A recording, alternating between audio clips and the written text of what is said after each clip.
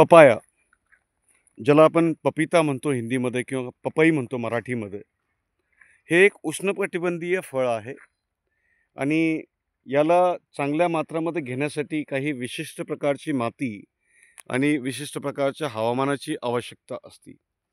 सोबतच विश्वामध्ये बघितलं तर जवळजवळ प्रत्येक वर्षी 150 मिलियन टनच्या आसपास पपयाचं उत्पादन होतं आणि याच्यामध्ये भारताचा खूप मोठा वाटा आहे. जवळजवळ 40% आसपास उत्पादन जे आहे पपयाचं भारतामध्ये घेतलं जातं. त्यामुळं भारतातल्या शेतकऱ्यांसाठी हे एक जीवनदान आहे शेतीसाठी. त्यामुळं बऱ्याचशा ठिकाणी आपण बघतो की पपयाचं उत्पादन चांगल्या मात्रामध्ये घेतलं जातं. परंतु पपयाचं उत्पादन घेताना कोणत्या प्रकारची माती एकदम अतिउत्तम आहे आणि कशा प्रकारचं हवामान पाहिजे, किती पाणी द्यायला पाहिजे किंवा त्या वेगवेगळ्या ज्या कंडिशन्स आहेत ह्या जाणून घेण्यासाठी आपण आज योगेश मस्के सरांसोबत चर्चा करणार आहोत. ते अशाच पपया उत्पादक शेतकऱ्यांच्या शेतामध्ये चर्चा करणार आहेत. राम राम. राम राम. राम राम शेतकरी मित्रांनो. आज आपण शेकटा गाव बापूसाहेब गरड यांच्या शेतात पपई प्लॉट व्हिजिटला आलेलो आहोत. राम राम बापूसाहेब गरड. राम राम बाळूभाऊ. आज आपण ज्या प्लॉटमध्ये आलेलो आहोत ह्या प्लॉटमध्ये पपई लागवड करून किती दिवस झाले आपल्याला? 2 महिने. आता ही जी जमीन आहे आपण बघतो, आता पपई लागवडीमध्ये जमीन कशा प्रकारची पाहिजे? एक तर जास्त जड जमीन नको, काळी मातीची. 2 नंबरला अशी तांबडी जमीन असली तर चालते, मध्यम हलक्या स्वरूपाची आणि कमी काळी माती असलेली जमीन चालते.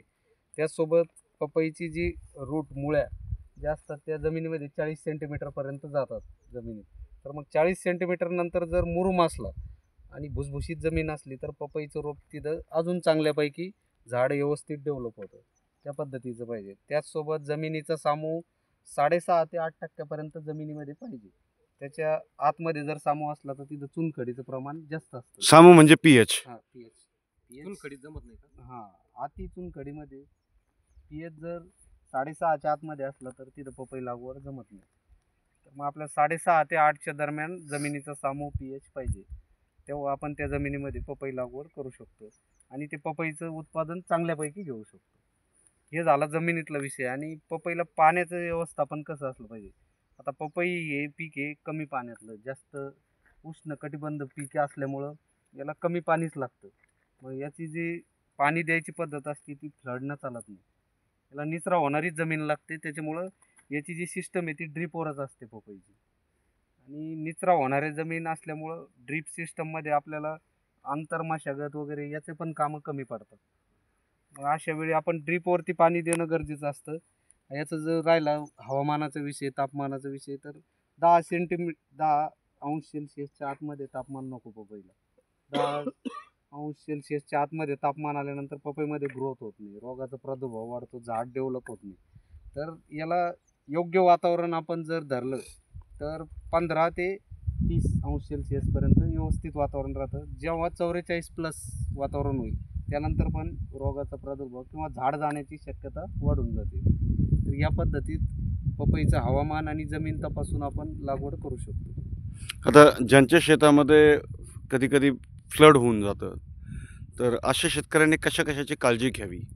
ज्या जमिनीमध्ये फ्लड पाणी दिलं जातं किंवा अति पाऊस पडतो तर कारण सगळ्याकडेच ड्रीप नसतात ना. हो, तर अशा वेळी शेतकऱ्यांनी काय करायला पाहिजे? ते पाणी देताना किंवा ते फ्लडनं पाणी देताना पपईच्या खोडापासून थोडंसं लांब पाणी, मध्ये दांड काढून थोडंसं लांब पाणी दिलं पाहिजे, जेणेकरून झाडाला जास्त इजा होणार नाही. आणि पपईची आपण जशी सांगितली शिफारस जमिनीची त्यानुसार निचरा होणाऱ्या जमिनीतच पपई लागवड करायला पाहिजे. मग तुम्ही फ्लड नाही पाणी दिलं तर 24 घंट्याच्या आतमध्ये ते पाण्याचा निचरा होऊन जातो. तर ते करणं फार गरजेचं आहे. शक्यतो पपई पीक लावतानाच आपण ड्रीपवर घेणं गरजेचं आहे. आपण जर फ्लडनं पाण्याच्या याच्यात जर पडलो तर आपलं झाड डेव्हलप होणार नाही. त्याच्यामुळं आपण फ्लडनं पाणी द्यायचं टाळावंच आणि जड जमिनीमध्ये हे पीक घेणं टाळून टाकावं. आता मध्य भारतामध्ये बघितलं तर बऱ्याचशा ठिकाणी खडकाळ जमीन आहे आणि अशा ठिकाणी सुद्धा शेतकऱ्याची इच्छा असते की आपण पण पपईचं पीक घ्यावं.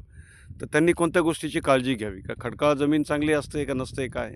खडकाळ जमिनीमध्ये फक्त जांभ्या खडक तो कसा लक्षात घ्यायचा? कोणता जांभ्या खडक आहे? जांभ्या खडक हा बघण्यासाठी आपल्याला प्रॅक्टिकली एक व्हिडिओ घ्यावा लागेल. कारण आपण हे डोंगराकडे गेलो होतो अजिंठ्याच्या, तिथं आहे तो आपण भरपूरशा ठिकाणी बघितला.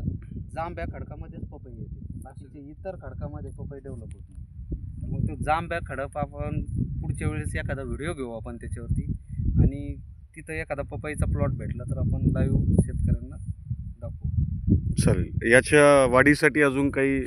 याच्या वाढीसाठी आता सुरुवातीच्या वेळेमध्ये आपण पपईचा जेवढा स्टंप बनवतो, स्टंप म्हणजे खोड, पपईचं जेवढा खोड आणि जे शेंडे असतात, जे शेंडे प्लांटेशन म्हणतो आपण, आंध्याचा विस्तार, याच्यावर जर लक्ष दिलं तर पपई आपली व्यवस्थित डेव्हलप व्हायला काहीच वेळ लागत नाही. मग अशा याच्यात आपण थोडंसं ह्युमिक स्वरूपाचं म्हणजे व्हाईट रूट चालायला पाहिजे, पांढरी मूळ जर व्यवस्थित चालली जमिनीत आणि जास्त पाणी न देता वापसा कंडिशनवर पाणी देत राहिलो तर पपईचं झाड चालायला काहीच हे होत नाही. तर आपण ह्या प्लॉटमध्ये आपण आता पिकअप आणि जादू देणार आहे यांना, जेणेकरून आपण आता आज व्हिडिओ घेतो आहे, याच्यानंतर एक 8-10 दिवसामध्ये आपल्याला ते डेव्हलपमेंट दिसून जाईल.